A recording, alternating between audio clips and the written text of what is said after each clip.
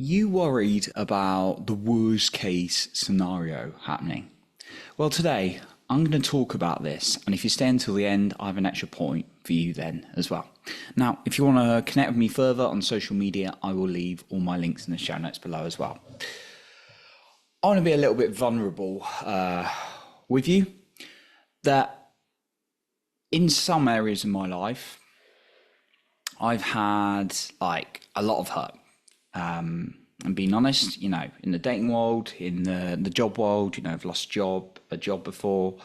It's really tough setbacks in my life. And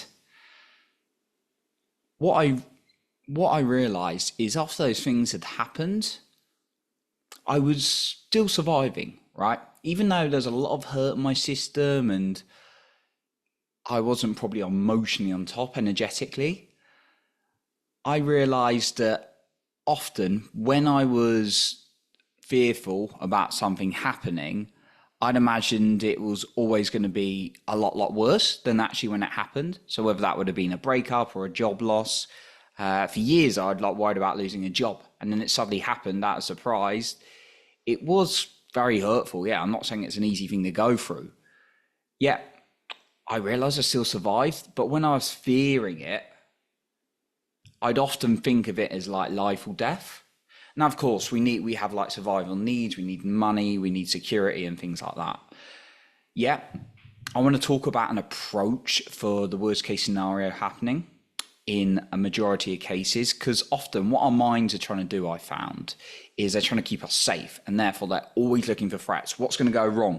And it asks you the wrong kind of questions every single day, right? This was going on for me, like asking the wrong questions, like what's going to go wrong? How do I keep safe? And actually, when it's not looked at, not managed, it can be a very big challenging thing. And maybe you've experienced this as well, and it's just not felt good for you. So, and like I say, I've been totally guilty. So this is what I suggest that has helped me. One, write out the worst case scenario. Actually write it down. So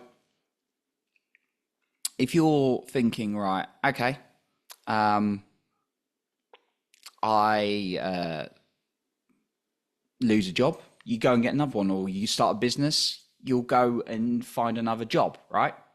Now, it's good to have sometimes a little bit of a plan and that kind of thing.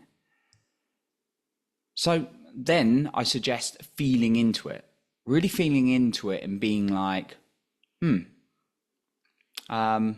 actually, what would happen? What would I feel in that case if like the worst case scenario was to happen? And then the third thing I'm going to suggest is feel into the heart before you act or do something, because feeling into the heart knows, whilst the mind only knows how to do certain things, right? The heart is a great leader. The mind is not a great leader. Yet when we put the mind in charge, it's not as good because it's very like fearful. It's very good at working for the heart when we allow those two to connect, though, that I found. Now, I've got a final point, bonus one I want to throw in as well today. Just before that, I want to mention that if you want to connect with me even more on social media, I will link all my platforms in the show notes below as well. My extra point would be to allow yourself to mess up a little bit more. And yeah, 100%, it's easier said than done, right? Which is like life, right? So you're scared to mess it up with maybe a job, a business, or someone you like, right?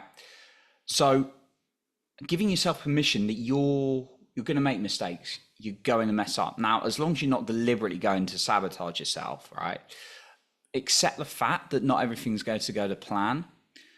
And when I've given myself that permission, it's totally fine, because I know, going back to the points I shared earlier, that I will survive. But I found when I don't take action, it often leads to a lot worse things in life. It leads to the fear of regret, which is not a good move, not a good feel for me at all, right? So allow mess ups in your life, right? So that's what I got for you today. I appreciate you for being here, and remember to leave your heart and not with fear.